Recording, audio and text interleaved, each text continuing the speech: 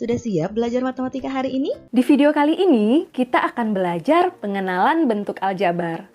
Bentuk aljabar adalah suatu bentuk matematika yang penyajiannya memuat suatu huruf atau simbol lain yang mewakili bilangan yang belum diketahui nilai atau besarnya. Contoh, 5A kuadrat dikurang 3B ditambah 2. Nah, ini adalah salah satu bentuk aljabar. Di dalam bentuk aljabar, ada yang disebut dengan suku, variabel, koefisien, dan konstanta. Apa itu suku? Suku adalah bagian dari aljabar yang dipisah dengan tanda positif atau tanda negatif.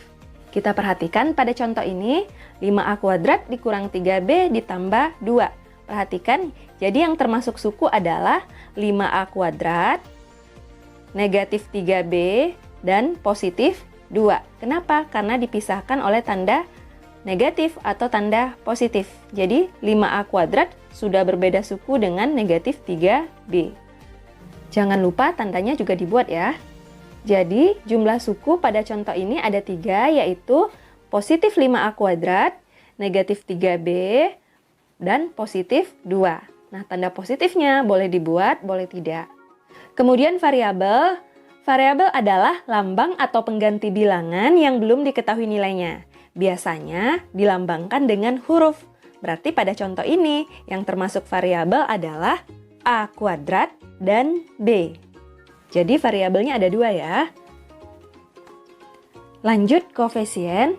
Koefisien adalah angka yang ada di depan atau di sebelah kirinya variabel. Perhatikan pada contoh ini, variabelnya tadi kan A kuadrat. Nah, angka yang ada di sebelah kirinya atau di depannya adalah 5. Berarti 5 ini adalah koefisien. Kemudian, variabel B, angka yang ada di depannya atau di sebelah kirinya adalah negatif 3. Berarti koefisien dari B adalah negatif 3. Jadi, koefisiennya ada 2. Yang pertama adalah 5 atau positif 5. Kemudian yang kedua adalah negatif 3. Nah, terakhir konstanta. Konstanta adalah lambang yang menyatakan bilangan tertentu yang tepat. Berarti udah nggak bisa berubah-berubah lagi ya. Pada contoh ini, yang termasuk konstanta adalah 2. Paham ya adik-adik? Sekarang kita coba ke contoh yang lainnya.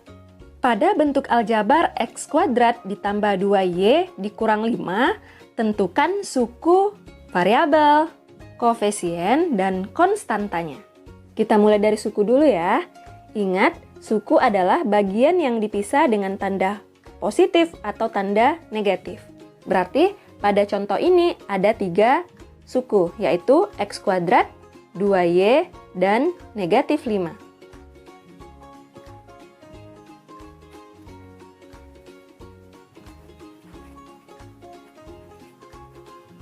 Lanjut, sekarang kita tentukan variabelnya. Variabel adalah lambang yang belum diketahui nilainya. Berarti pada contoh ini, yang termasuk variabel adalah X kuadrat dan Y. Kemudian koefisien. Koefisien adalah angka yang ada di sebelah kiri variabel. Perhatikan pada contoh, tadi variabelnya kan X kuadrat dan Y. Nah, angka yang ada di depan atau di sebelah kirinya X kuadrat itu adalah koefisiennya X kuadrat. Kalau tidak ditulis, berarti koefisiennya adalah 1 atau positif 1. Kemudian koefisien dari variabel Y. Angka yang ada di sebelah kiri atau di depannya adalah positif 2. Berarti koefisiennya adalah 2. Kita lanjut ke konstanta. Konstanta adalah lambang yang menyatakan bilangan tertentu yang tepat. Atau konstanta itu adalah bilangan yang nggak ada variabelnya. Berarti pada contoh ini yang termasuk konstanta adalah negatif 5. Karena dia nggak ada variabelnya. Jelas ya? Kita coba satu soal lagi ya. Tentukan suku, variabel, koefisien, dan konstanta pada bentuk aljabar ini. Yaitu min 3A pangkat 3 B pangkat 2 ditambah 3A pangkat 2 ditambah 5B pangkat 5 dikurang 5AB pangkat 2 ditambah 3. Nah, kita tentukan sukunya dulu. Sukunya ada berapa? Ingat, suku dipisahkan oleh tanda positif atau negatif. Jadi sukunya ada 1, 2, 3, 4, 5. Yaitu negatif 3A pangkat 3B pangkat 2, positif 3A kuadrat, positif 5B pangkat 5, negatif 5AB pangkat 2, dan positif 3. Tanda positifnya boleh tidak dibuat ya.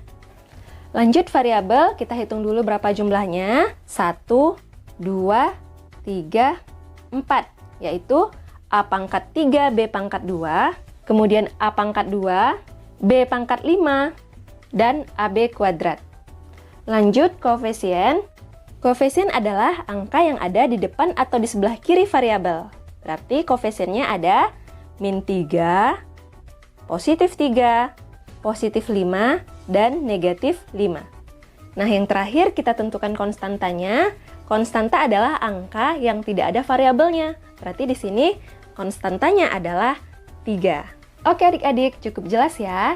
Sekarang kita lanjut membahas tentang suku sejenis dan suku tidak sejenis. Ternyata suku dibedakan menjadi 2. Ada suku sejenis dan ada suku tidak sejenis. Suku sejenis adalah suku-suku yang memiliki variabel yang sama. Contoh, min 3xy dan 5xy. Kedua suku ini disebut suku sejenis karena variabelnya sama, yaitu xy. Lanjut, suku tidak sejenis berarti suku-suku yang variabelnya tidak sama. Contoh, 5a kuadrat dan 5a kuadrat b. Jadi di sini variabelnya beda ya. Yang satu a kuadrat dan yang satunya lagi a kuadrat b. Makanya kedua suku ini disebut dengan suku tidak sejenis. Kita coba contoh lain, misalnya 2x kuadrat dan 3x pangkat 3. Nah, kedua suku ini juga termasuk suku tidak sejenis karena variabelnya berbeda. Yang satunya x kuadrat dan yang satunya lagi x pangkat 3. Jadi, meskipun hurufnya sama, kalau pangkatnya beda, berarti dia termasuk variabel yang berbeda ya. Oke, sekarang kita lanjut membahas tentang faktor. Faktor adalah bilangan yang membagi habis bilangan lain atau suatu hasil kali. Jadi, bentuk aljabar ternyata punya faktor juga. Contoh, 3AB. 3AB kan artinya 3 dikali A dikali B. Faktornya adalah bilangan berapa saja, baik yang sudah diketahui maupun yang belum diketahui, yang bisa membagi habis 3AB. Berarti faktornya adalah 3A dan B. Dan jangan lupa 3AB juga habis dibagi 1, kemudian habis dibagi dengan 3AB. Contoh yang kedua, misal tentukan faktor dari 2A kuadrat ditambah AB. Jadi faktornya adalah bilangan berapa saja yang bisa membagi habis 2A kuadrat ditambah AB. Yang pasti faktornya adalah bilangan itu sendiri ya, yaitu 2A kuadrat ditambah AB. Kemudian yang pasti 1 faktornya. Lalu yang ketiga faktornya adalah A. Jadi bentuk aljabar ini bisa habis dibagi dengan A. Oke, apakah masih ada lagi faktornya? Tidak ada ya, jadi faktor dari 2A kuadrat ditambah AB hanya 3, yaitu 2 kuadrat tambah AB, kemudian 1, dan A. Penjumlahan dan pengurangan pada bentuk aljabar. Nah, sebelum menjumlahkan dan mengurangkan bentuk aljabar, ada beberapa hal yang harus kita ingat ya. Yang pertama adalah, penjumlahan dan pengurangan bentuk aljabar hanya dapat dilakukan pada suku-suku yang sejenis. Suku-suku yang sejenis itu maksudnya adalah suku-suku yang memiliki variabel yang sama. Kemudian yang kedua, saat kita menjumlahkan dan mengurangkan bentuk aljabar, yang kita jumlahkan atau yang kita kurangkan cukup koefisien dari variabel yang sejenis saja. Misal 2x ditambah 3x. Apakah ini bisa kita jumlahkan?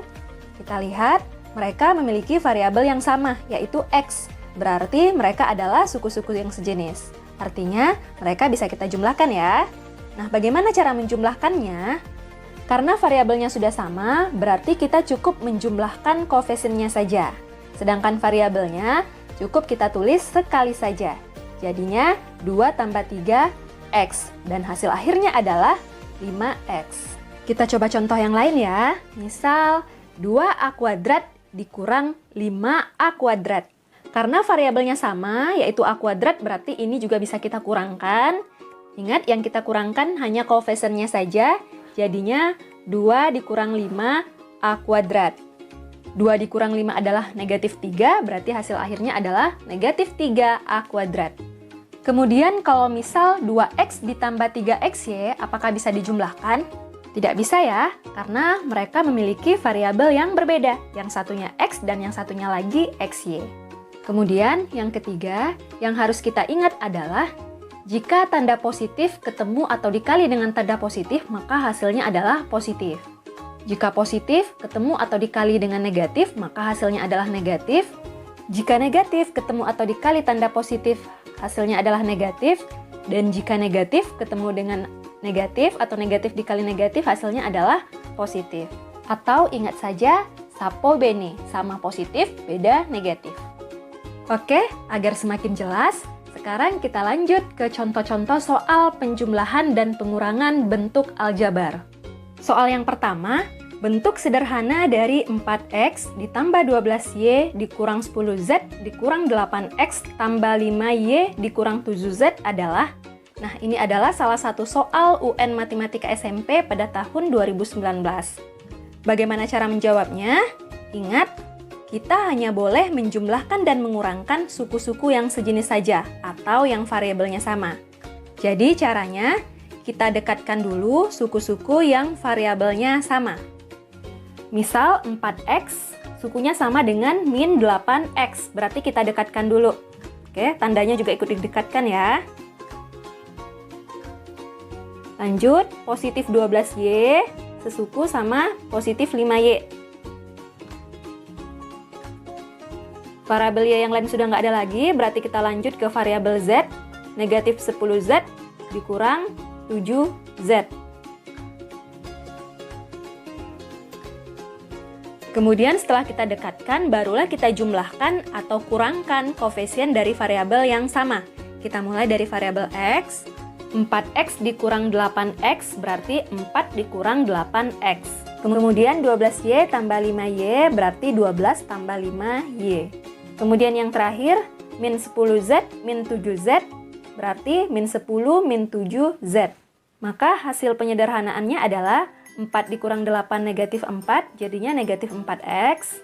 12 ditambah 5Y, jadinya 17Y atau positif 17Y. Kemudian negatif 10, negatif 7 sama dengan negatif 17, jadi hasilnya adalah negatif 17Z. Nah, apakah ini masih bisa kita sederhanakan lagi? Sudah tidak bisa ya, karena variabelnya sudah berbeda semua. Jadi, hasil penyederhanaan pada soal ini cukup sampai di negatif 4X tambah 17Y negatif 17Z. Paham ya? Sekarang kita lanjut ke contoh yang kedua. Jumlah dari 2P ditambah 3Q dikurang 4 dan P dikurang 3Q ditambah 2 adalah, kita buat soalnya dulu ya. 2P ditambah 3Q dikurang 4 ditambah P dikurang 3Q tambah 2. Sama dengan, jangan lupa pakaikan kurung ya. Nah, lanjut sekarang kita keluarkan dari kurungnya. Untuk yang sebelah kiri itu bisa langsung kita keluarkan. Jadinya 2P tambah 3Q dikurang 4. Kemudian yang sebelah kanan, tandanya harus kita kalikan dulu dengan tanda positif atau tanda jumlah yang ini. Jadi, positif dikali positif P hasilnya adalah positif P. Positif dikali negatif 3Q hasilnya adalah negatif 3Q. Kemudian positif dikali positif hasilnya adalah positif 2. Jelas ya? Kemudian kita dekatkan yang variabelnya sama. Jadinya 2P tambah P, kemudian positif 3Q, negatif 3Q, lalu negatif 4 tambah 2. Nah, baru kita kurangkan koefisien untuk variabel yang sama. Di sini variabelnya 2, di sini 1, berarti 2 tambah 1, 2 tambah 1, 3, jadi hasilnya adalah 3P. Kemudian positif 3 dikurang negatif 3, berarti positif 3 dikurang 3 sama dengan 0, 0Q juga sama dengan 0, jadi tidak perlu ditulis. Lanjut, yang terakhir negatif 4 tambah 2 itu sama dengan negatif 2. Nah, jadi hasil penjumlahan dari 2P tambah 3Q dikurang 4 dan P dikurang 3Q ditambah 2 adalah 3P dikurang 2. Kita lanjut ke soal yang ketiga. Hasil pengurangan 6XY dikurang 3YZ dikurang 4Z dari 3YZ ditambah 4XY dikurang 4Z adalah, kalau kalimatnya seperti ini, itu artinya 3YZ tambah 4XY dikurang 4Z dikurang 6XY dikurang 3YZ dikurang 4Z. Jangan lupa pakaikan kurung ya. Kemudian kita keluarkan lagi dari kurungnya. Untuk yang sebelah kiri itu bisa langsung kita keluarkan.